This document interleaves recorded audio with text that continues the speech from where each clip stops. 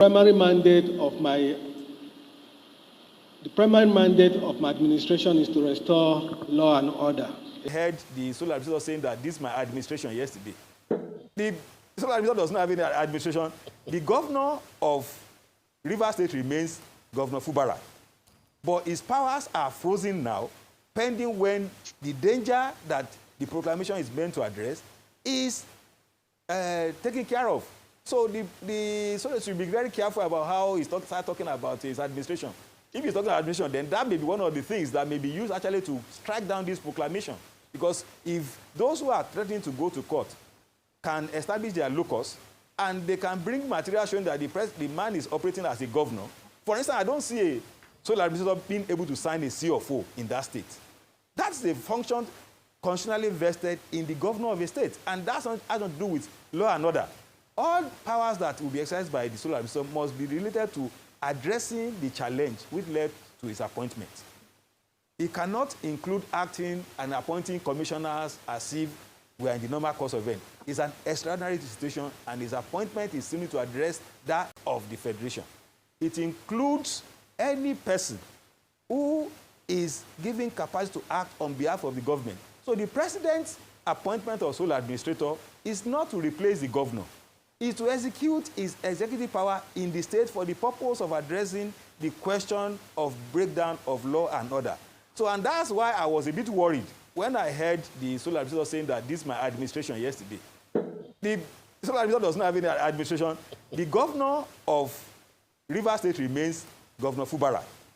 But his powers are frozen now, pending when the danger that the proclamation is meant to address is taken care of.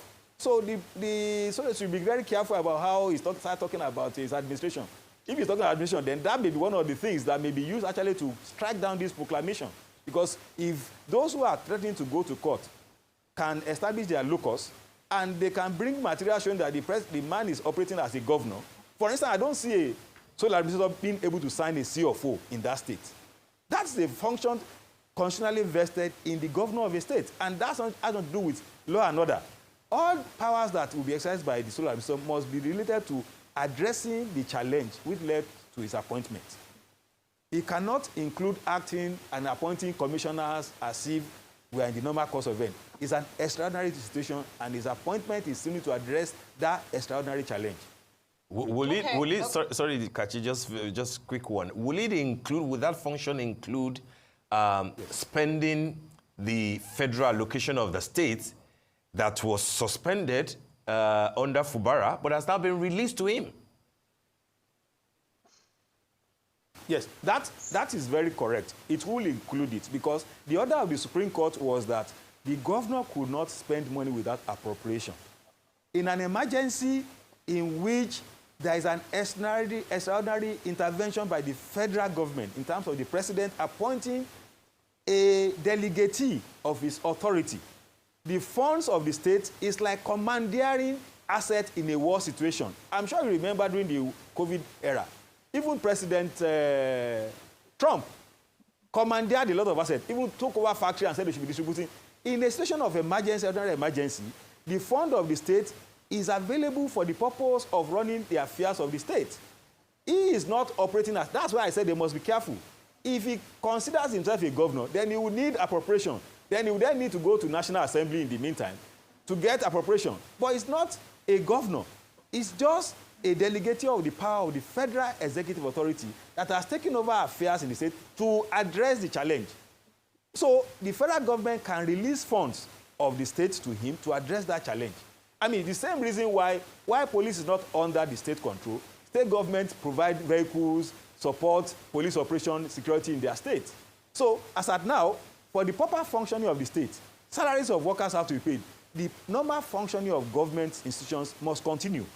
So it's only in that respect that he can do it. Don't forget, however, that he is supposed to prepare regulations which Federal Executive Council will approve and which probably the National Assembly can intervene in terms of how he goes about this. I don't think he's going to be doing it in an arbitrary version. And I listened to some of his pronouncements yesterday. He appreciates the duty of accountability. Okay, so, SAN. Now, just as we wrap this up, everything we've spoken of is based off of that declaration of the state of emergency. But some people will argue that truly the situation in Rivers State, did it warrant a state of emergency? And I'd like you to speak to that, the declaration itself that has led us to now analyzing the sole administrator's powers as against the powers of a governor.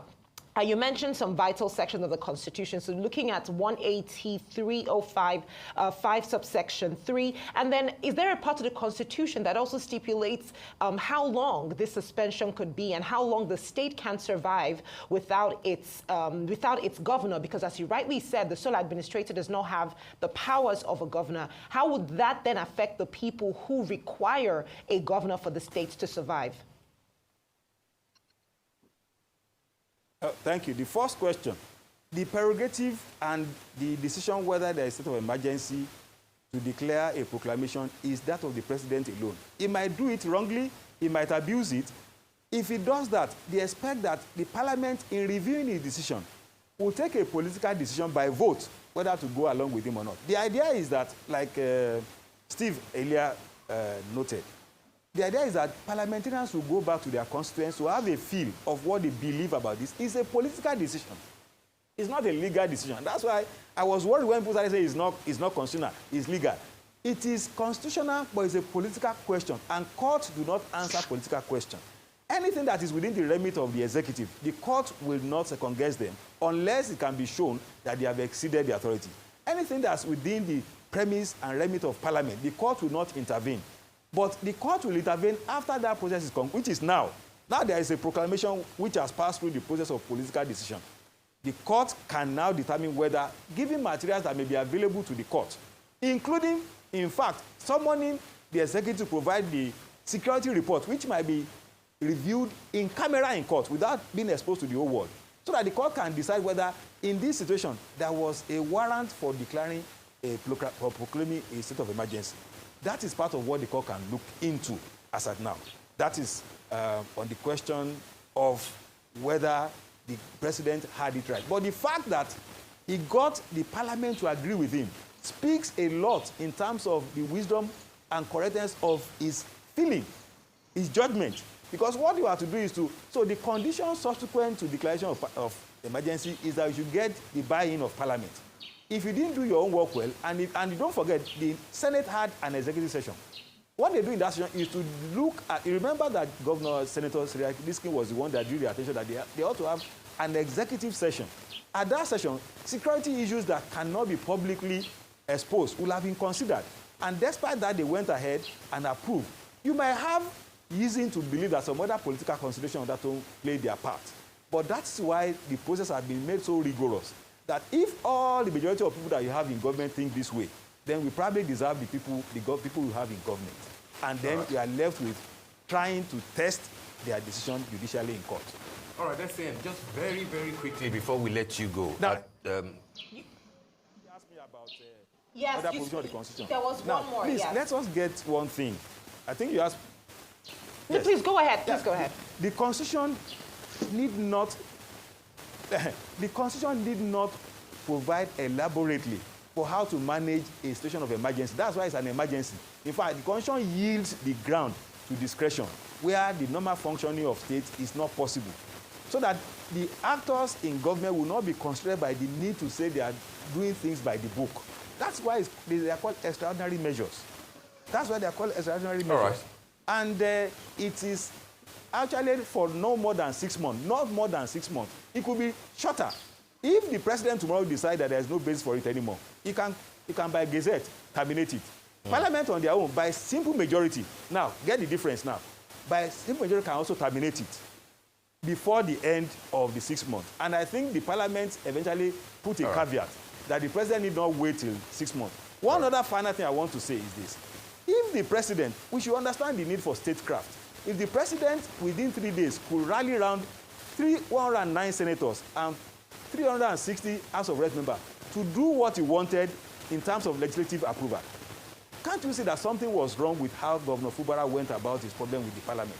That for almost 1.5 years, he fell out with them and he could not rally them, he could not get at least 11 members to switch to his own side for 1.5 years.